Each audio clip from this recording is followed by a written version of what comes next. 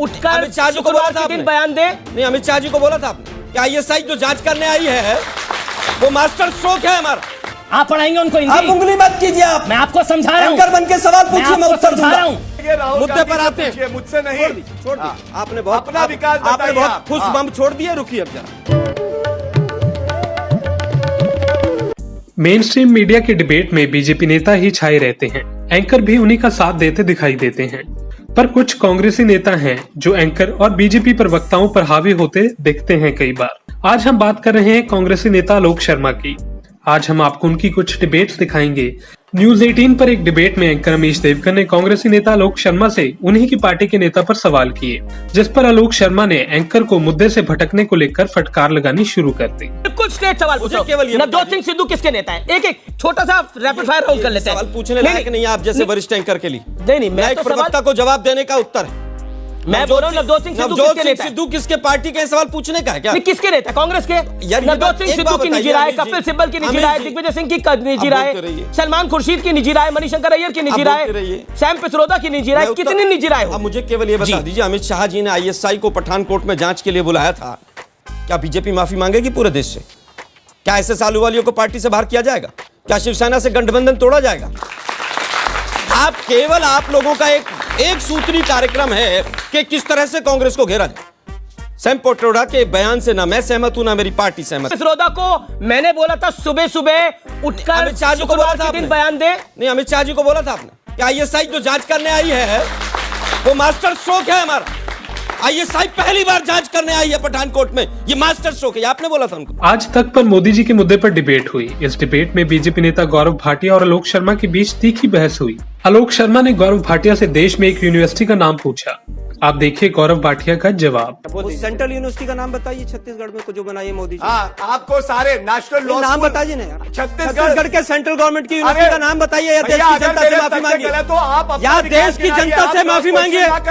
मैंने 4 चीजें बोली। मोदी जी ने सबको झूठ बोलना सिखा दिया है। आईटी सब झूठ बोलने लगे। नेशनल लॉ स्कूल और अरे भाई national law school, Rahul Gandhi से पूछिएगा। नेशनल लॉ यूनिवर्सिटी एनएलयू कहाँ पे है? एनएलयू से प्रवक्ता ना बनिए। एनएलयू अटल जी के टाइम में घोषणा हुई और मनमोहन सिंह जी के टाइम पे बनी। मुझे छत्तीसगढ़ का एक यूनिवर्सिटी का नाम क्या छोड़ दिए, पूरे हिंदुस्तान की एक यूनिवर्सिटी का नाम बताइए जिसकी नींव मोदी जी ने रखी हो और उसमें बच्चे पढ़ने लग गए। मुद्दे पर आते हैं, मुझसे नहीं। छोड़ दीजिए। आपने बहुत अपना विकास आपने बहुत खुश बम छोड़ दिए। रुकिए अब जरा। देखिए रायपुर में क्या बोल के आपने बोल दिया, आपने बोल दिया और राहुल आपने बोल दिया ना। चलिए अब सुनिए नहीं, आपके पास शब्द नहीं है, थोड़ा सुनने का धैर्य रखिए।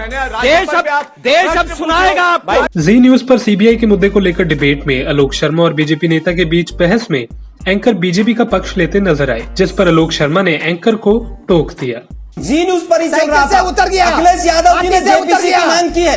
नागेश्वर राव जी को कहो थोड़ा हिंदी सीख लें। सर अनुराग भदौरिया को नहीं मैं कह रहा हूँ कि इनसे पूछ लीजिए जरा, नागेश्वर राव जी से चश्मा लगा कर पर्सनल कमेंट मत करिए आलोक जी। थोड़े समझ के सवाल पूछ रहा हूँ, पर्सनल हो जाएंगे। पत्रकारों को आपको मैं अंग्रेजी बोलने के लिए आपकी हालत टाइट हो जाएगी। आप जैसे 10 पार्टियां समाज के अंदर उनकी सुन लीजिए जरा क्या कह रहे हैं वो। टॉपिक पे रहिए और किसी पैनलिस्ट का अपमान कोई बात नहीं, आप उंगली करके बात मत कीजिए, आप एंकर हैं सर। आप एंकर हैं, एंकर की तरह रहिए। आप मेरे पैनलिस्ट का अपमान नहीं करेंगे। आप उंगली करेंगे, मैं पैनलिस्ट की तरफ हाथ नहीं बढ़ाऊंगा। आप पढ़ाएंगे उनको हिंदी? आप उंगली मत कीजिए। आप मैं आपको समझा रहा हूँ। एंकर बन के सवाल पूछिए, मैं उत्तर दूंगा। आप मेरे पैनलिस्ट का अपमान नहीं करेंगे। हम लोग आप मेरे पैनलिस्ट का अपमान नहीं मैं करेंगे। आपको समझा रहा हूँ। आज के बाद मैं आपको समझा रहा हूँ, उंगली करके बात मत कीजिए मेरे से। आज के बाद ZNCL के खिलाफ सोचकर बोलिएगा। मैं अभी बोल रहा हूँ कि जी न्यूज पूरी तरह से बीजेपी का मुखौटा बन गया। सर मैं आपको फिर समझा रहा हूँ। न्यूज 18 पर नौकरियों के मुद्दे पर एक डिबेट में एंकर ने प्रधानमंत्री के बयानों को कोट किया और संबित के सवालों का जवाब देने को कहा। तब आलोक शर्मा ने बीजेपी की जमकर आलोचना की और प्रधानमंत्री कह रहे हैं कि नौकरियों की कोई कमी नहीं है, मापदंड जो है, जो मापने का सिस्टम है उसको दुरुस्त होना चाहिए। हाँ बिल्कुल, 4 साल से मापने का सिस्टम दुरुस्त नहीं था, इसलिए नौकरियां जो हैं, नौकरियां तो बहुत थी लोगों के पास, लेकिन केवल मापने का सिस्टम गलत था। आप बताइए कौन सा उद्योग ऐसा है जिसके अंदर उद्योग बढ़े हैं, या कौन सा उद्योग ऐसा है जिसके अंदर नौकरियां बढ़ी हैं? आपके पास कोई उत्तर नहीं है। आज का मुद्दा सबसे पहला जो जीएसटी वाला आया है, देखिए जब जीएसटी हम लागू कर रहे थे तो भाजपा कहती थी कि ये पूरा फेडरल स्ट्रक्चर पर चोट मार देगा। सुनिए ना अमीश भाई, आमिश भाई मैं बता रहा हूँ ना, आरएसएस भी अनप्रिपेयर्ड होकर स्टेटमेंट देती है, इसीलिए जीएसटी भी अनप्रिपेयर्ड होकर इन्होंने लागू किया। आरएसएस की गतिविधियां भी हमेशा संदिग्ध रहती है, लोगों के समझ नहीं आती हैं। आज जो सीए और चार्टर्ड अकाउंटेंट हैं उनको जीएसटी नहीं समझ आ रहा है। आरएसएस भी देश को कुछ नहीं देती है और जीएसटी के स्लैब से भी कहीं रिफंड नहीं मिल रहा है, इसलिए जीएसटी को आरएसएस से कंपेयर किया गया है। ये थे कांग्रेसी नेता लोक शर्मा, जो अपने तीखे तेवर के लिए जाने जाते हैं। हम उम्मीद करेंगे कि विपक्षी नेता ऐसे ही सरकार की नीतियों पर सवाल करते रहें। Bureau report, Punjab today TV. If you like our channel, please subscribe, and to get notifications about news, please click the bell icon.